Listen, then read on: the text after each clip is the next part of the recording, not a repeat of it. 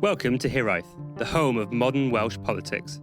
Wales faces urgent challenges, including climate change, a cost of living crisis, dealing with the fallout of the COVID-19 pandemic, a broken housing market, and more. That's the introduction to the IWA report, Fiscal Firepower, Effective Policymaking in Wales. But what does this mean on the ground? Are the billions in the Welsh budget in reality already committed to public service delivery, with very little left to alter the status quo? Is it the Glamorgan County Council on stilts that it's often referred to? Joining us tonight to look at fiscal powers in Wales are the report author Harry Thompson, who's the Economic Policy Lead at the Institute of Welsh Affairs, and Dr. Victoria Winkler, Director of the Bevan Foundation. Hello, Harry. Thanks for having me. And hello, Victoria. Hello. First question this week is with Mr. Davis. Hi, Victoria. I want to start with you, because in reading the report, I was reminded of many of the commissions and inquiries that Wales has had over the past 20 years, the Halton Commission, Silk Commission, Wales Act, and David's Day Agreement. We do have a history of these reports, and before we ask the report author to talk us through what the IWA are saying, are you able to just set the scene around fiscal powers in Wales for us, please? I think that's a very useful pointer there, Carrie, to remind us that, in fact, the fiscal powers that Wales has at the moment have not been easily won. It has been like pulling teeth to get any movement. Tax policy was very contested at the time and arguably was something that the then Welsh Government didn't want. And you have a strong sense, or at least I do, that this is the real core business around devolution, and that it's something that the UK government doesn't actually want to give away. It's quite happy for us to go and play doctors and nurses with hospitals and go and play house with building new properties. But when it comes to the real nuts and bolts of controlling a modern state, which is around finance and around justice, which is perhaps subject for another podcast, it is very, very contested. Thanks, Victoria. I think that tees us up quite nicely for Harry. Harry, I don't want to beat around the bush here. It's your report. Can you give us a brief summary of what it contains and any recommendations that the IWA make? Yeah, I think that's a brilliant way of putting it from Victoria there, actually. It's about how the Welsh Government acts as a state in practice. And we heard a bit of the report's preamble from Matt there. Wales faces huge challenges, essentially, and that those are going to require big solutions. At the IWA, we want to look at those big solutions. And, in my role as Economic Policy Lead at the IWA, when we were looking at what we're going to study and research next, we essentially looked at a range of things. You could do huge investment in modal shift in transport. You could look at what the Welsh Government could do around housing in terms of, a 1945 government-style huge investment in social housing. And, again and again, and I was speaking to a politician the other day who was saying lots of this won't be new to people who kind of work in these areas. Again and again, you kind of run into the brick wall of the fact that the Welsh Government is pretty fiscally restrained. And that might sound pretty surprising to some people, considering it's got a £20 billion budget. But essentially what we're looking at is this issue that we kept bumping into again and again, which is that £20 billion or so is really heavily committed already to public service delivery. And it's very, very tight, actually, the budget. About 82% of it, 82% of it comes from the block grants from Westminster. So Welsh taxpayers pay into the UK Treasury, and then the block grant comes based on UK government departmental spending in England. The Welsh Government has some taxation powers. They're pretty inflexible too. And it has very, very restrained borrowing powers. And it's borrowing powers that are the predominant focus of this report. So the fiscal framework limits the ability of the Welsh Government to do these big solutions, even in fully devolved areas. We think that more borrowing powers could mitigate this. We've looked at something called Prudential borrowing powers, which sounds very dry. It is a bit dry, but it's very important, we think. And essentially what the Welsh Government has called for, and the Senate Finance Committee has called for, and now we're calling for, is these Prudential borrowing powers, which means that the Welsh Government can borrow based on its ability to pay, rather than based on what is a fairly arbitrary cap of £1 billion in perpetuity and £150 million a year, which is about 0.7% of its budget. And essentially what we're trying to do with this report is to start an honest debate about what we can and can't do due to fiscal powers. So, I use that example of Housing, if we wanted to have a huge investment, Welsh Government led in social housing, it would be pretty restricted in our ability to do so without taking lots from the capital budget of other public services. This is despite housing being a policy area that is ostensibly fully devolved. So we want to start a debate with this report about how fiscal powers actually limits devolution, even in areas that are ostensibly fully devolved. And we want a starter for 10 in addressing this issue is looking at increasing those borrowing powers to be prudential borrowing powers, where the Senate and Welsh Government essentially create their own cap based on what it can pay rather than that arbitrary cap of 1 billion in order to increase what we're calling the fiscal firepower of the Welsh Government. Victoria, you've seen this report, and I think a lot of what Harry just spoke about would be very keen for the Bevan Foundation to have a view on. But have you got any immediate comments on the report as it stands? I think it's a really useful contribution to the debate, and I think it's a sign of our, I suppose, the Welsh politics community or civil society more broadly, that there isn't a narrative about how we got to where we are. And so simply having that out there, publicly available, is incredibly important. I think focusing on borrowing, I understand why you do that, but I think it's just part of the bigger problem. And I think I wouldn't want the debate to get completely hung up on borrowing, because it seems to me it's a matter of principle. If the Welsh Government is going to have devolved powers, it needs to have the fiscal powers that go with it. You know, what the Welsh Government might want to do is not necessarily on the capital side. It might well be that the Welsh Government decides it wants, I don't know, class sizes of 10 or an amazing health service. So it might then be that it's the revenue budget that needs to grow. So I think for me, while I don't disagree with the arguments that you've put forward, Harry, and you put them forward really well, I think it's actually there's more of an in principle point about, if you have a devolved decision-making powers, you need the tools that go with that. It's like sending someone into a sweet shop and without any money, if you like. And I think the other thing that I'd like to explore, if we have a chance to in this debate, is what do you do about it? Because the recommendations is clearly very difficult. And clearly the Welsh Government, I mean, we know, they've been banging their head against a brick wall, and especially in the current climate when we're probably going to be looking at some quite substantial spending cuts. So how do you change? How do you move forward in that sort of climate? You're going to really hate me now, Victoria, because I'm going to get hung up on borrowing for a second. Harry, Wales has very limited tax raising powers, although it does have some, and we'll get into that later. Does that limited tax raising power base make it harder to pay off any borrowing the Welsh Government were to make? The traditional economic orthodoxy for a very long time has been you shouldn't overborrow, because if you overborrow, you end up spending more of your day-to-day spend on paying back debt. But with such limited tax raising powers, is the case for borrowing really that strong in practice rather than in principle? Yeah, address Victoria's point really quickly, which I totally agree that it's not all about borrowing powers. I think it's just a start of a 10 that we're using in this report, but I couldn't agree more that there's a much wider debate here about Wales's fiscal framework and how you unlock policy measures. And ultimately, one of the best things you can do is to increase your economic base and increase your tax base. You've got more money coming in, you can do more.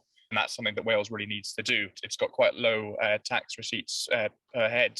In terms of your question, Matt, I'm going to get deep into the economic theory straight away here. There's something called the moral hazard about sub-state borrowing, that essentially what the theory is that there's a risk to the UK government if it gives more borrowing powers to the Welsh Government, whilst being the main beneficiary of Welsh taxpayers' tax receipts. Because, if you had a situation where a sort of nebulous Welsh government got elected and borrowed as much as it wanted through the UK government treasury, essentially tried to turn Wales into a utopia at the expense of, collapsing itself, there would be this perceived moral obligation from the UK government to bail out Welsh public services, because how could they not if they're the main beneficiary of Welsh taxpayers' money? So one of the things about tax devolution and that tax base is that if you wanted to move borrowing powers more towards the Welsh Government, there is a good case for devolving taxation powers as well in economic literature. In terms of repayments, I think that's a slightly different point because the Welsh Government does have the block grant and it's got a fairly consistent, reliable block grant. I don't think you're ever going to see a situation where the block grant is so low that you couldn't make debt repayments. But I think this is kind of what this debate is about, is that £1 billion cap of borrowing allowance the Welsh Government has at a maximum of £150 million a year.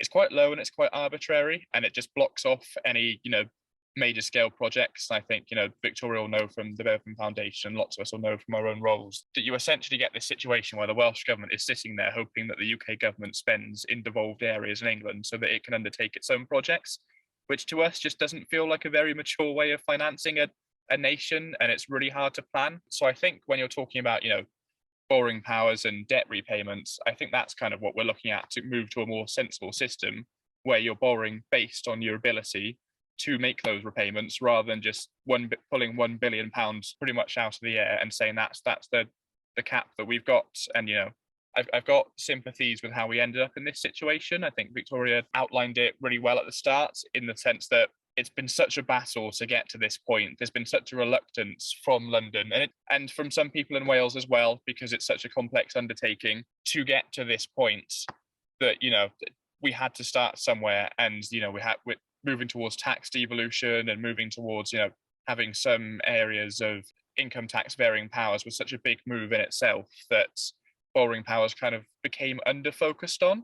But now I think that's what we're trying to do in this report, is give a narrative of how we got here and look at how the system essentially could be improved and where the problems are and where they need plugging. Victoria, just to play devil's advocate, there is an argument to be made that the more you spend on debt repayment, the less you have to spend on everyday priorities. Do you think that's actually the case? It is and it isn't. I mean, clearly your debt repayments come out of your revenue, but it's not something that you can equate with household finances, where you think, hang on a minute, the bigger mortgage I've got, the more I'm going to have to pay. And the win-win situation that we should be looking at is that what you've borrowed to spend on your capital actually then starts reducing some of your revenue. So you've borrowed to build, I don't know, something amazing that actually means that fewer people need to go to hospital, or fewer, you have fewer costs in other ways. So it's not a straightforward calculation. And I think it's back to the point of principle, which is that if Wales is mature enough to have its own government, its own parliament, it can pass laws, it can, do all sorts of things, then it should be mature and responsible enough to be able to borrow. And I do think that the debate in the early 2010s and mid 2010s about income tax were actually really unhelpful, because the then Welsh Government view was not in favour of having income tax raising powers. And there were many people then who thought that this was, if you have aspirations about your role as a government, you should want to maximise your powers. And I know that what was offered, as it all was contested through Parliament, was something of a poison chalice. But I think the message that came out did not help that case. And I think as we're, in a very different place now, I think there is much more scope for the Welsh Government to be much more positive, that it needs the fiscal powers alongside its legislative powers. We'll get back onto the Welsh Government's use of tax powers very shortly, don't worry. But Harry, is this the case then of you want to borrow to, and I'm sorry to paraphrase here, to make a bigger pie? Yeah, I mean, there's a problem with the metaphor in the sense that you can't actually grow pies. But yeah, I think the underlying point is true, is that the Welsh Government, if it had more borrowing powers, would pay out more in debt repayments, almost certainly, depending on what kind of decisions it would make. But the reality is it probably would make the decisions to borrow more. And, we spoke to Rebecca Evans for our podcast, not to plug another podcast on here, but we spoke to Rebecca Evans, and she said that if they had more borrowing powers, they could do more, essentially. And I think the point of borrowing isn't just for the sake of it, like Victoria said, it's to decrease what you've got to spend on revenue, or it's to increase revenues from another area. So, ideally, you'd be looking at some kind of economic growth. You'd be investing in infrastructure. You'd be investing in growing that pie and getting more tax receipts down the line, and also getting the benefits of that infrastructure or of that more educated population, or whatever you wanted to spend it on. Victoria, if we have that borrowing ability and the need, Why have we not fully utilised our existing borrowing powers? I wish I knew. I mean, I don't know. I mean, I think Harry might be able to cast more light on that. Yeah, it's the Welsh Government's position on this is that it's another symptom of the flaws of the fiscal framework, in the sense that the Welsh Government's budget is predicated on departmental spending changes in England. And so when you have things like this mini budget the other day, when spending changes in England mid-year for the Welsh Government, mid-financial year for the Welsh Government, it changes their budget consistently. They're consistently getting differences in what they spend. So the Welsh Government's position is that they have every year set out what they intend to use the borrowing powers on, and every year that comes down in the form of a Barnett consequential, and then they don't have to use it anymore. So this is kind of another one of the issues with the fiscal framework, which is that it's really hard to plan. It's really hard for the Welsh Government to know what budget it's getting year on year. And yeah, they try and use those borrowing powers every year, and then a Barnett consequential comes down the line as a result of spending in England, and then that capital budget is already there. They've actually tried to use that borrowing allowance every year and haven't been able to every year. So you think it's an inability to use that borrowing allowance rather than not wanting to use it? Yeah. They've set out publicly their things like their infrastructure investment plan and what they plan to use the capital borrowing powers for, and then that money comes from somewhere else, and they're not able to use it. Yeah, so it's said that they've intended to but haven't been able to. I mean, you're absolutely right. And it's exactly the same with revenue. I mean, they suddenly discover they've got a slab of extra cash to spend, but having that kind of variation in your spend profile is not unusual. I mean, if you worked in local government, which I did for many years, the local authorities have to manage considerable slippage normally in their capital programs or cost overruns. And that's why you often, or allegedly why you often see lots of works being done in January, February, March, where, they're trying to manage their capital programme. And I'm sure the Welsh Government can do that to some extent. What it doesn't do is give them the assurance that they will have enough capital to fund multi-year projects. And that is arguably some of the things that we need. A few years ago, we did some work that involved looking at some of the approaches being taken by city regions outside Wales. And they were really interesting because they weren't constrained in what their funding was. They said, we want to build X, Y, and Z, for example, motorways, X, Y, and Z trams, we want to do this, we want to do that. And we estimate that's going to cost however many billion. Here you are, UK government, you fund it. And I think if the Welsh Government was more explicit in the kinds of things that it wanted to fund with that infrastructure, if they did want to say, right, we want this massive modal shift and we want a railway to Aberystwyth and we want, Heads of the Valleys tramway and goodness knows what else they might think of, not only does that give a justification for that level of borrowing and a reassurance that it's going to be used responsibly, but it also stands a chance of winning popular support. And I think the key, if you look back, all the changes that have been made in Wales's devolution settlement have been a mixture of kind of, I suppose, for want of a better word, some sort of elite people's ideas about moving the settlement forward. But that's been combined then with popular support.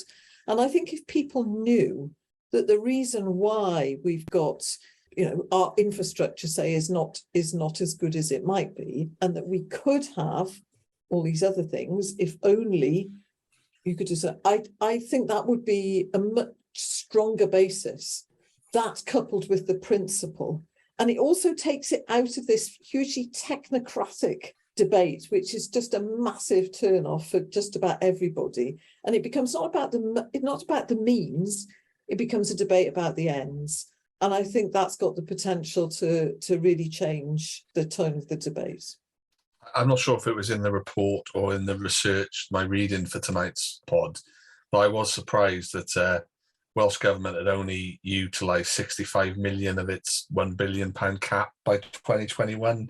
There's no real question to that unless you want to pick up on it, but I felt that was a surprise, really. But I mean, how does that look? You there you are in UK Treasury, and you've got oh, we want more borrowing, but actually you haven't done it. And, oh, we want to raise taxes, but actually you haven't very tax powers. It doesn't look like you really, really want it, does it? I suppose the counterpoint to that would be that the Welsh Government's borrowing powers agreed in the fiscal framework in 2016 only actually came into play in April 2019. So we are talking about a pretty short period. And I suppose that the other counter argument, and I don't necessarily disagree with what Victoria is saying, it's just that there's a bit of both sides. The other counter argument is that, if you're sat in the UK Treasury and the Welsh Government come to you and say, we've maxed out our credit card in 2 years, can we have some more? They may also say, is this the most responsible actor when it comes to borrowing? So I do have some sympathy for the Welsh Government being trapped between a rock and a hard place on this one. Nicely tease up my next question, Harry, because one of the ways Welsh Government have managed budgets, I suppose, is developing innovative financial solutions. And I think the report mentions the mutual investment model, something I remember from my time in Welsh Government. Can we call that public-private partnership, but with a Welsh twang, as it were? And that's still in play, isn't it? Yeah, so I'm not an expert on the mutual investment model, but I think one of the key things that came through in the report is that, the Welsh Government tries to do as much of its borrowing and what when he was the finance minister, Mark Drakeford used to call a ladder of borrowing. So he tries to use the Welsh Government tries to use the cheapest forms of borrowing first, and the cheapest form of borrowing available, according to Jerry Holtham and a couple of other commissions, is borrowing through the National Loans Fund, which is essentially the UK government's credit card. It's the debt markets are going a bit haywire today, but it's nearly always the cheapest form of borrowing available to the Welsh Government. And one of the really interesting things about this, which is we wrote this report in order to look at how the fiscal framework places limitations on policy making. We actually uncovered some really interesting things about how borrowing works when it comes to the Welsh Government. And that is that 1 billion cap applies to that cheapest form of borrowing, and the mutual investment model, which is more expensive, was actually developed in order to allow borrowing over and above that 1 billion cap. So we've got this really strange situation where the cheapest forms of borrowing are limited and the more expensive forms of borrowing are encouraged by the fiscal framework. So you end up asking the question, well, does that push cap the cost of financing, the government financing capital projects higher in Wales than it does in England? Because the mutual investment model has a lot of similarities to PFI, which is extremely expensive and far more expensive than National Loan Fund borrowing. So you do end up with this really, really odd situation where the Welsh Government is almost incentivized to utilise more expensive forms of borrowing.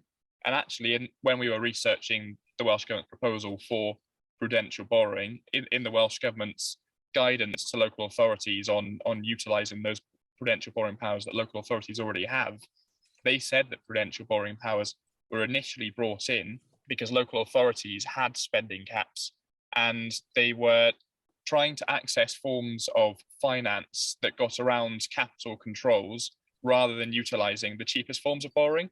And that's exactly the position the Welsh Government finds itself in now. So the logic of bringing in prudential borrowing for local authorities totally applies to the Welsh Government now. It's a lesson we've already learned in the past, but don't seem to have learned with how we arrange the Welsh Government's fiscal powers. I've got to say, that was one of the big surprises for me on reading the report about how little of that 1 billion available had been used, and we're still using the mutual investment model. Victoria, there are other fiscal avenues in Wales, and one of the mainstays for the past 20 odd years has been European funds, and Brexit has meant that annual 300 million a year for Wales has recently been removed, and it's not really been replaced by the Levelling Up Fund. Would you say that's fair, Victoria? Yes. Yes. I mean, there were various statements made in and around the referendum about funding being replaced, but I don't think we've yet to see that on anything like the same scale or with the same certainty as well. I mean, those EU programmes were quite long-term programmes, so we don't have them. Harry, the report touches on Europe a little bit. Is there anything else you want to draw on European funds or its absence?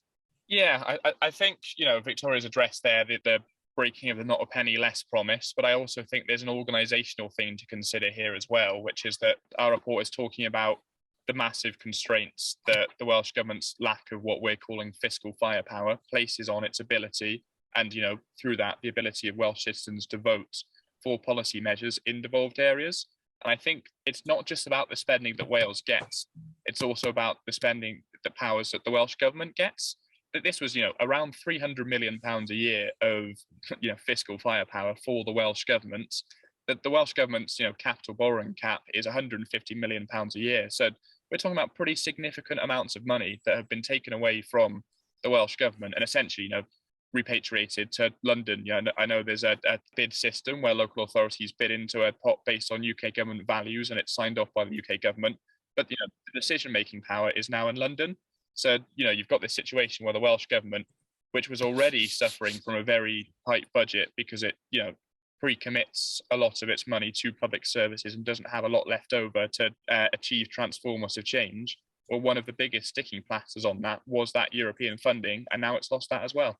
You mentioned the National Loan Fund a little earlier, and I thought that was a really interesting piece of the report. But you also looked at some other niche areas, and one of the ones that stood out for me was something the Australian government utilises, the Independent Commonwealth Grants Commission. Can you just explore that a little bit for us, Harry, and how it could possibly work in the UK? Yeah, so this is where we kind of touched on some other options to mitigate the problems that we lay out in the report. Ultimately, we land on a pretty simple, easy solution as a short-term fix of increasing the Welsh Government's borrowing powers through going to Prudential borrowing powers. But we looked at other options like the Australian government. Essentially, what the Australian government does, it's got a revenue pool, a tax pool called the Goods and Services Tax.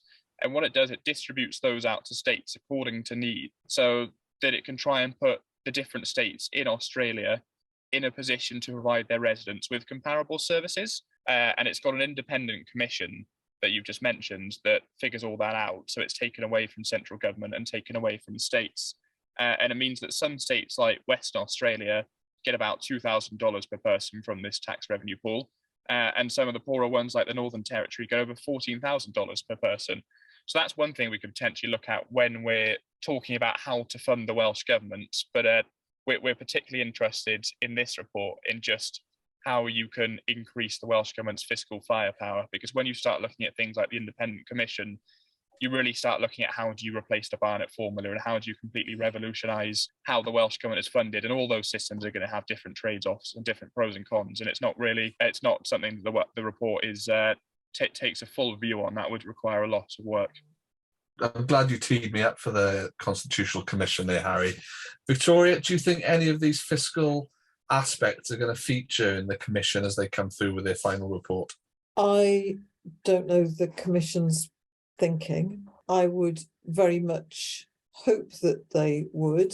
I think there are several sort of fundamentals to the next steps of Wales's evolution and devolution settlement, but the extent to which they will address them, I don't know. I mean, certainly the questions in the consultation documents that they put out it still seemed to me very much from the mindset of, what more would you like to do? Would you like social security benefits? Or, it was about powers rather than about the foundations, I suppose. So I don't know. Let's see what they say. Like you're reading our script and our minds there, Victoria, because our next question is on social security. Harry, did you have anything to add on that? Yeah, I suppose I just plug one of our recommendations. Our recommendation 4 from the report is that the lack of fiscal firepower for the Welsh Government should be a core consideration for all policymakers, academics, and the Constitutional Commission. I thought Victoria put it really well there when she said that there is a focus sometimes in this debate on, which powers do you want next? Do you want justice next? Do you want social security next? And, I think those are important debates, but that fiscal firepower one is one that underpins everything. And I think that message that we're going to go to again is that you can devolve things like housing, but if the Welsh Government doesn't have the fiscal firepower available to it to do the larger scale, the more radical, the more transformative options at the end of the spectrum, then Welsh voters don't, in practice, have the right to vote for those because they can't be done like they could be done by voters in England through the UK government. So I really hope, I suppose the point is, I really hope the Constitutional Commission do look at that lack of fiscal firepower for the Welsh Government and do consider how it impacts on policy across the board. So I know both of you have talked at length in the past about the possibility of devolving social security and welfare to Wales. Do you think it would be fair to say that there may be more fiscal firepower for Wales if those powers were devolved rather than powers over borrowing per se? I mean, social security is it's a very difficult question that you can't answer simply. But there are elements of the social security system that I think lend themselves to devolution quite readily. And there are other elements which, because they're linked to people's contribution into the UK broad tax system through their national insurance, which don't lend themselves quite so neatly. So pensions, for example, perhaps certain maternity benefits and so on and so forth, they would be much more difficult to devolve. I think there is a strong case in principle for devolving some aspects of the social security system, but, and it's a big but, without the financial resources, and I don't like that word, I'm sorry, fiscal firepower, without the resources and the ability to raise funds, then I think it would be quite dangerous. And the example that I always use is around housing. So we don't know the current expenditure, but in 2016, £1 billion came into Wales through the then housing benefit system. So this was cash that was coming in to help people on low incomes to pay for their rents. And at no point ever in any policy document did anybody think, hang on a minute, there's this £1 billion coming in that's basically subsidising the private rented sector. What if we did something different with that? Now, I accept there would be a very difficult transition, but you think of all the social housing that you could build with that £1 billion. And that's just not in the debate. Now, if that was devolved, the Welsh Government would then need to have the ability to raise that million, and that's revenue, not capital, raise that £1 billion. And if there's suddenly rents go through the roof or building costs go through the roof, how does it do that? If we suddenly have mass unemployment, how does it deal with that? So I think devolution of aspects of the social security system without coming with the financial tools that it needs to manage that massive exposure, I think it's a non-starter. Now, that's an example, I think, of what I was saying earlier, where you either argue for the principle of, Wales as a nation devolved, blah, blah, blah, or you say, we want to do this, but in order to do this, we need the tools to do it. Whereas at the moment, we've got like the reverse, which is, we can't do it, because that may be true, but nobody ever changed minds with a negative, did they? No, it's interesting, Victoria, because you often find people who are supportive of the concept of devolving welfare to Wales, but less in favour of devolving tax and borrowing powers. So I don't want to make this argument and say this is what you said, but if someone was in favour of welfare devolution, should they also now be saying, if in order to do this we need tax and borrowing powers? Absolutely. I mean, the Scottish Government has already been under real pressure from the costs of devolution from its very limited elements of social security that it manages. And if something, if we have another pandemic that much more severely disables people, then how will they cope? They don't have the tools to do that, and they've got more fiscal powers than we have in Wales. But even so, I think they go hand in hand, and otherwise it is actually quite a dangerous move. And I'm not saying that because I'm hostile to any element of social security devolution. Absolutely not. I think you touched on it a bit earlier, Victoria, about how we get these recommendations implemented. I think we've gone on in many pods about the muscular unionism of the UK government making further devolution certainly more difficult. Harry, have you had any consideration about how you'd like to see this happen? Yeah, well, that's the big question, isn't it?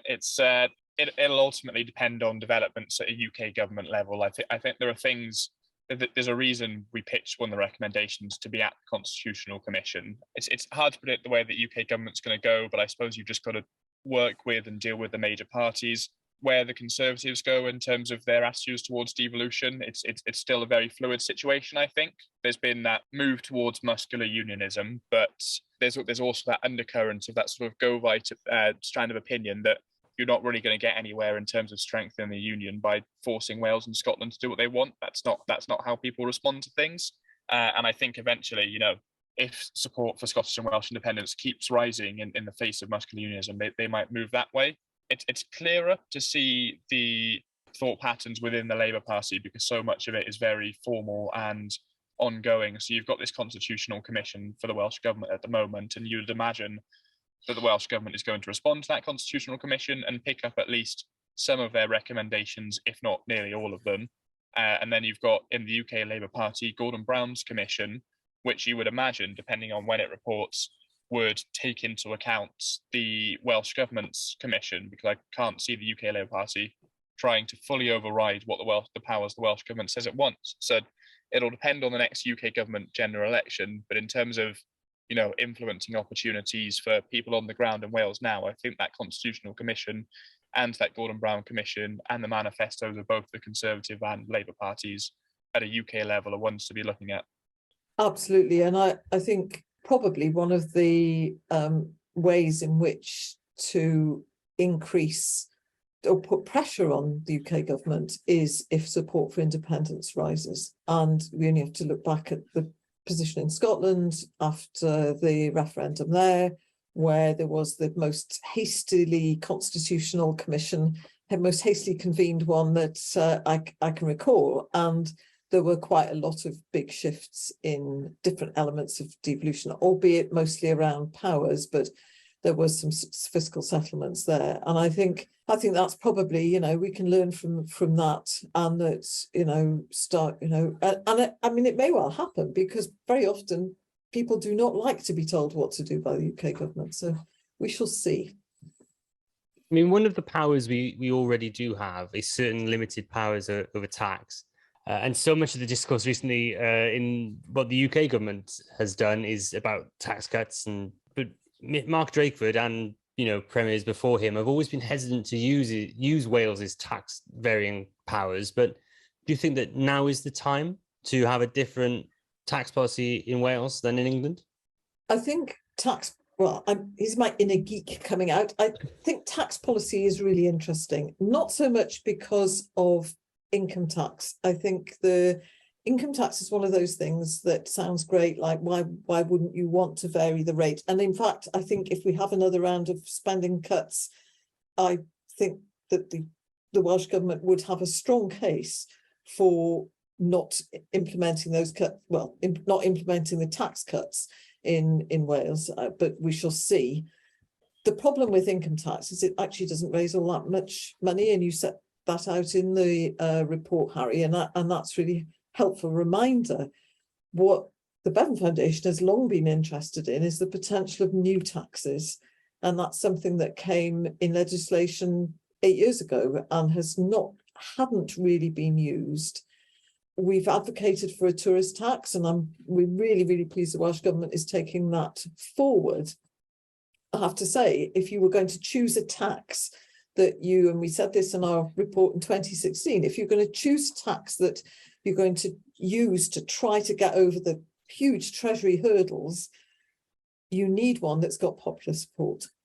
And unfortunately, the tourism industry has vociferously opposed that, and I don't think it's got enough popular support to get it over the hurdles. But I think if the Welsh Government could find the golden goose out there, whether that's around water supply or wind or power or I don't know, but my hope tells me there's a golden goose out there, and that through tax raising powers it could be transformative. Could that be the vacant land tax or a land value tax? These are things that have been mooted for a while, but they don't seem to have support where necessary, which is with the UK government.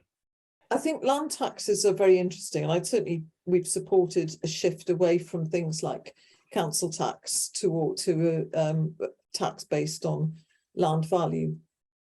The risk is that if you get your taxes wrong, that you stifle development. Now, that might be fine if you want to stifle development, but in a lot of Wales, you don't want to stifle development. And I think that's the big risk with that. The issue is at least now on the agenda. When we began that work in 2016, we kept being told, "Oh no, Welsh Government doesn't have tax raising powers." And we go, "Yeah, you do," and it has taken a very long time. And even now, I think we're not having as with borrowing, we're not having a mature enough debate about how you can use those powers responsibly and creatively. As far as I can see, just tourist tax, bring it on, really. I think what I'd say is just to pick up on Victoria's point about just how inflexible the Welsh Government's taxation powers are. She referenced our report. So the Welsh Government gets about 82% of its funding from the block grants. It raises about 18% from devolved taxes. 11% of its revenue is from those income taxes. So it's 11% is already a pretty small amount of the Welsh Government's income. And I think one thing that's really worth noting is just how inflexible those income tax varying powers are, because it doesn't have the ability to vary bands. One of the key features of that is that the bands are set at a UK level, and they're basically set on a UK average. So, the Senedd Research Service has this really handy tool where you can set the Welsh Government's tax rate and see the estimates of how much it brings in. And there are only about 9,000 people who pay the additional rate of tax over £150,000 on income over £150,000 a year. So you bring in almost nothing with it. And if you were to be looking at a sensible tax band system for Wales, you probably wouldn't set the additional rate there because, incomes are lower in Wales and, living costs are slightly lower in Wales too. You would probably set it a lot lower, and that would allow you to bring in more money by raising it. So at the moment, the Welsh Government has this really, really blunt instrument of only being able to vary a bit of a tax that is basically predicated on English income thresholds, not Welsh income thresholds. So it's not really a very useful tool unless you want to be really regressive and only put the taxes up on basic rate taxpayers, which is where most Welsh taxpayers are pitched at. I mean, the other big disadvantage with having a substantial difference in income tax between England and Wales is that people and their money are highly mobile, and what you want in tax policies is stuff that can't move. So I'm pretty sure that any variation in income tax powers any forecast increase in income would not be materialised as people change their addresses. We already know that people are flexible with where their primary residence is when they're either purchasing a second home or paying their council tax. So I don't think we should expect anything different. I think it's a great shame, but that's just the reality. Just to be devil's advocate again, I mean, I think it's very unlikely under the Welsh Labour government as it stands. But if Wales had those powers, could they actually sort of encourage inward investment or inward relocation to Wales by having a lower tax rate for top earners and maybe raise more revenue that way? That's a very interesting idea, and certainly a few years ago that was a popular view. Quite what the effect on that in terms of moving beyond revenue, I don't know, but that's certainly been argued. I would be sceptical of it in some ways, because I think, if you've got a Welsh Labour government reducing, say income tax in Wales, I think what you inevitably do is kind of set up an arms race in terms of tax cuts, because does a Conservative run England look at that and say, well, we're going to cut ours to that level too? And I think, if you're looking at Welsh Labour versus UK Conservatives in that tax cutting arms race, I think you probably say there's more appetite to do it in England. So I wonder, if you can presume there will just be a stable situation where Wales is just allowed to have a lower tax rate and benefit from inward investment through that, or does England equalise it or go one step further and take it even lower? And I think one of the dangers of doing that is you kind of fire the starting gun on a tax cutting race between the three UK nations where the only direction is downwards, and I'm not sure that's a particularly healthy place for us to be. Just to go around, because I think we are in the danger of getting a little circular now with the argument, but isn't that race to the bottom one of the arguments for not devolving further tax powers, having a steady line so you can't actually have a race to cut all taxes? So shouldn't we be encouraging a unified tax rate across the UK? Yeah, it depends. It depends what the unified government, central government is doing. Since we've had tax devolution, we haven't seen that arms race to the bottom yet. I think we haven't seen it yet, and I wouldn't want to see it start necessarily, but I don't think it's necessarily an argument against tax devolution completely so far, because we haven't actually seen it to this point. The trick is to grow your tax base, and you generate a much, much bigger income by having more people paying tax, even at the standard rate, than you do by changing and fiddling around with rates. And that's the conundrum that I think the Welsh Government faces, which is that in order to grow the population, I mean, we've got, a declining population, we've got an aging population. In order to grow the base of taxpayers, it needs the borrowing power and the revenues that it doesn't have to make those investments. I mean, for example, if your policy is to retain families, then the way to do it is to offer brilliant childcare, fantastic education, and lovely housing, and that takes money. But that would be the way of stopping the drift away from Wales. And that's long term, but governments plan for 5 years, not 30 years, don't they? Thank you both for coming on. Before we go, we've got a Welsh budget that'll be out in the next few months. Is there anything you would desperately like to see in a Welsh Government budget that could really make a difference to people in the next couple of years? We would like to see something that we've talked about for a long time actually come into reality. And what that is that all the different schemes that operate, from free school meals to discretionary assistance fund, discretionary housing payments, to pupil development grant access, that actually spend a lot of money, but in little pots. We would like to see those amalgamated and made into something meaningful and impactful, and that is, in all intents and purposes, a Welsh sort of supplementary social security system. I think that would relieve hardship in the short term. I think in the longer term, we have to do something about they have to do something about the housing crisis. We've been looking at private rented stock, for example, and population and demand, and we have a serious shortage of homes and issues around house quality. So those would be my two big asks. Harry, you've set out some items on a wish list, but is there anything beyond that you'd like to see? Yeah, I completely echo what Victoria said, and also zooming out a bit, I think, I'd really like to see a more coherent strategy from the Welsh Government about how it's going to get Wales's economy to a place that it says in its programme for government, a more prosperous, fair, greener Wales. I think we've got so few economic levers at a devolved level now, with industrial relations being reserved and sort of market regulation increasingly reserved with the Internal Market Act's impacts, and huge amounts of that economic development funding that was at the Welsh Government level now at the UK government level. I'd really like to see the Welsh Government have some kind of economic or industrial strategy that's really targeted at certain sectors, aimed at specialising the Welsh economy and growing it in certain ways. I think if you look at what Ireland did post-independence, there was that Celtic Tiger model of tax cutting, but there was also, joining the European Union and massively increasing international trade, but also it was focusing on certain industries and having a really core, tight, targeted industrial strategy.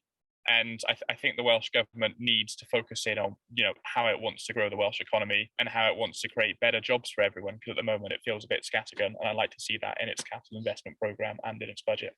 I just wanted to thank you both for coming on. I think in a week when there's been much talk about the use of the term detest and enemy between some of our political parties, I think it's really nice that two of our leading think tanks in Wales are happy to come on and talk together about various things.